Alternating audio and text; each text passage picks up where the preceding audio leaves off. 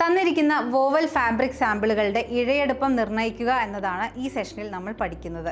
Session അവസാനിക്കുന്നതോടെ fabric വർക്കുകളുടെ labelling പഠിക്കാനും വ്യത്യസ്ത തരം ഫാബ്രിക്കുകളെ തിരിച്ചറിയുന്നതിനുള്ള മാനദണ്ഡങ്ങൾ വിവരിക്കാനും ഫാബ്രിക്കുകളുടെ ഇഴയെടുപ്പം നിർണ്ണയിക്കാനും നിങ്ങൾക്ക് സാധിക്കും. വ്യത്യസ്ത തരം ഫാബ്രിക്കുകൾ തിരിച്ചറിയാനുള്ള ചില മാനദണ്ഡങ്ങൾ പരിശോധിക്കാം. ഫാബ്രിക്കുകളുടെ റൈറ്റ് റോങ് സൈഡുകൾ തിരിച്ചറിയുന്നതിന് അവയുടെ അരികുകൾ പരസ്പരം ചേർത്ത് വെക്കുക. റൈറ്റ് സൈഡിൽ 1. ഡിസൈൻ തെളിഞ്ഞതും വ്യക്തവുമായിരിക്കും. 2. സെൽവ് എഡ്ജ് ഇരുണ്ടതായിരിക്കും. 3. ഫാബ്രിക് പൈൽസ് ദൃശ്യമായിരിക്കും. ഉദാഹരണത്തിന്, ഒരു കോട്ടൺ ക്ലോത്ത് വാങ്ങാൻ നിങ്ങൾ ആഗ്രഹിക്കുന്നുവെങ്കിൽ മെറ്റീരിയലിന്റെ സെൽവ് എഡ്ജിൽ എഴുതിയിരിക്കുന്ന ഫൈബർ ടൈപ്പ് സംബന്ധിച്ച വിവരങ്ങൾ പരിശോധിക്കാവുന്നതാണ്. എന്നാൽ ചില ഫാബ്രിക് തരങ്ങളിൽ ഇത്തരം ലേബലുകൾ നൽകാത്ത സന്ദർഭങ്ങളിൽ വ്യത്യസ്ത തരം പരിശോധനകൾ ഏത് തരം ഫാബ്രിക് ആണ് അവയെന്ന് കണ്ടെത്താൻ സഹായിക്കും. എളുപ്പത്തിൽ ചെയ്യാവുന്ന ഇത്തരം 2 ടെസ്റ്റുകൾ ഇനി വിശദീകരിക്കാം. Burning test. യാണുകളോ ചെറിയ കഷ്ണം ക്ലോത്തുകളോ ട്വീസറുകളുടെ സഹായത്തോടെ തിരശ്ചീനമായി പിടിച്ച് തീ കൊടുക്കും. കത്തുന്ന രീതി, മണം, അവശിഷ്ടം എന്നിവ പരിശോധിച്ച് അത് ഏത് തരം യാണെന്ന് തിരിച്ചറിയാം. 2. Dry tiring test.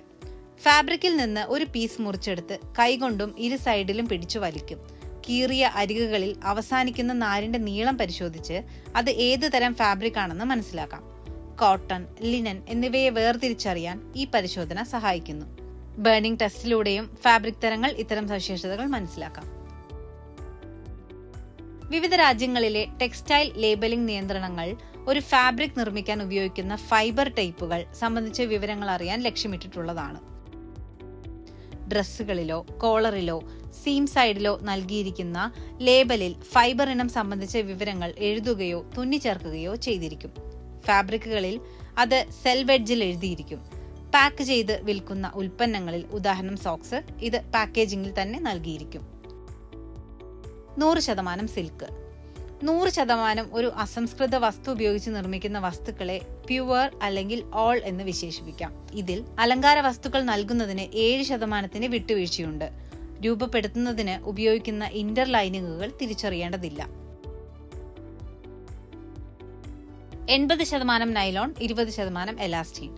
മിശ്രിത ഉൽപ്പന്നങ്ങളിൽ ഫൈബറിന്റെ അളവ് ഭാരമനുസരിച്ച് ശതമാനത്തിൽ നൽകണം. കുറയുന്ന ക്രമത്തിൽ വേണം ഫൈബർ ലിസ്റ്റ് ചെയ്യാൻ. കുറഞ്ഞത് 85% സിൽക്ക്. വിവിധ ഫൈബറുകൾ ഉപയോഗിച്ച് നിർമ്മിക്കുന്ന തുണിത്തരങ്ങളിൽ ഒരിനം ഫൈബർ 85% എങ്കിലും ഉണ്ടെങ്കിൽ 85% മിനിമം കണ്ടന്റ് എന്ന് സൂചിപ്പിച്ചാൽ മതിയാകും.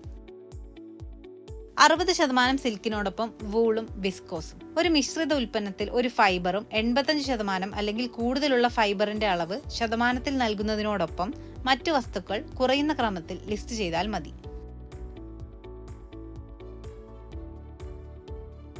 85% കോട്ടൺ, 15% അതർ ഫൈബേഴ്സ്. ഒന്നോ അതിലധികമോ ഘടകങ്ങൾ 10%-ൽ താഴെയുണ്ടെങ്കിൽ അവയെ അതർ ഫൈബേഴ്സ് എന്ന് വിശേഷിപ്പിക്കാം. Out fabric. 100% wool lining, 100% silk. പ്രധാന ലൈനിങ് മെറ്റീരിയലിന്റെ ഫൈബർ ഉള്ളടക്കം ലൈൻഡ് ക്ലോത്തുകൾക്കൊപ്പം നൽകണം.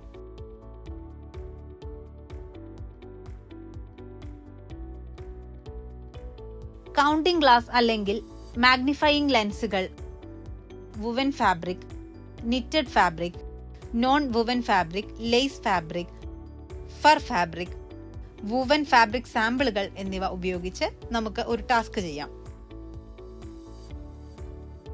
തന്നിരിക്കുന്ന വുവൻ ഫാബ്രിക് സാമ്പിളിന്റെ ഇഴയെടുപ്പം നിർണ്ണയിക്കുന്നതാണ് ടാസ്ക്. ഫാബ്രിക് സാമ്പിളുകൾക്ക് 1 മുതൽ 10 വരെ ഐഡന്റിഫിക്കേഷൻ നമ്പറുകളിൽ നൽകുക. 1ാം നമ്പർ നൽകിയ ഫാബ്രിക് ടേബിളിൽ വെക്കുക.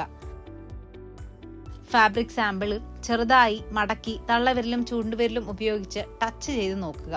ചിത്രത്തിൽ കാണിച്ചിരിക്കുന്നത് പോലെ ഫാബ്രിക്കിന്റെ കട്ടി മനസ്സിലാക്കുക. തുണി നേർത്തതോ കട്ടിയുള്ളതോ ഇടത്തരമോ എന്ന് വിശകലനം ചെയ്യുക. നേർത്ത ഫാബ്രിക് ആണെങ്കിൽ ഇവിടെ കാണിച്ചിരിക്കുന്ന പട്ടികയിലെ സാമ്പിൾ നമ്പർ 1 എന്ന റോയിൽ വെയിറ്റ് ഓഫ് ഫാബ്രിക് എന്ന കോളത്തിൽ ലൈറ്റ് വെയിറ്റ് എന്ന് എഴുതുക. കട്ടിയുള്ള ഫാബ്രിക് ആണെങ്കിൽ പട്ടികയിലെ സാമ്പിൾ നമ്പർ 1 എന്ന റോയിൽ വെയ്റ്റ് ഓഫ് ഫാബ്രിക് എന്ന കോളത്തിന് നേരെ ഹെവി വെയ്റ്റ് എന്ന് എഴുതുക. ഇവയ്ക്ക് രണ്ടിനും ഇടയിലാണ് തുണിയുടെ കട്ടിയെങ്കിൽ പട്ടികയിലെ സാമ്പിൾ നമ്പർ 1 എന്ന റോയിൽ വെയ്റ്റ് ഓഫ് ഫാബ്രിക് എന്ന കോളത്തിൽ മീഡിയം വെയ്റ്റ് എന്ന് എഴുതുക.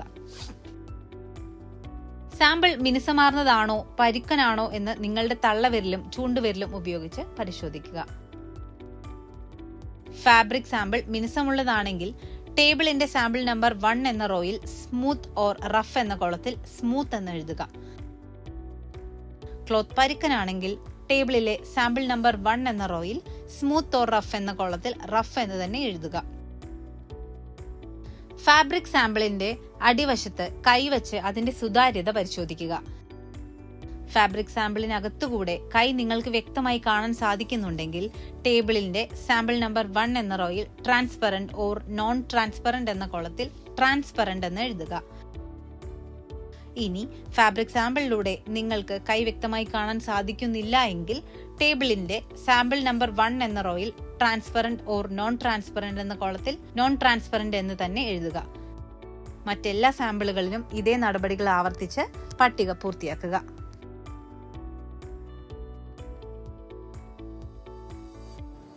തന്നിരിക്കുന്ന വേവൽ ഫാബ്രിക് സാമ്പിളുകളുടെ ഇഴയടുപ്പം നിർണ്ണയിക്കുക എന്ന ഈ സെഷൻ ഇവിടെ അവസാനിക്കുകയാണ്. ഫാബ്രിക് വർക്കുകളുടെ ലേബലിംഗ് പഠിക്കാനും വ്യത്യസ്ത തരം ഫാബ്രിക്കുകളെ തിരിച്ചറിയുന്നതിനുള്ള മാനദണ്ഡങ്ങൾ വിവരീകരിക്കാനും ഫാബ്രിക്കുകളുടെ ഇഴയടുപ്പം നിർണ്ണയിക്കാനും നിങ്ങൾക്ക് ഇപ്പോൾ സാധിക്കുമെന്ന് വിശ്വസിക്കുന്നു.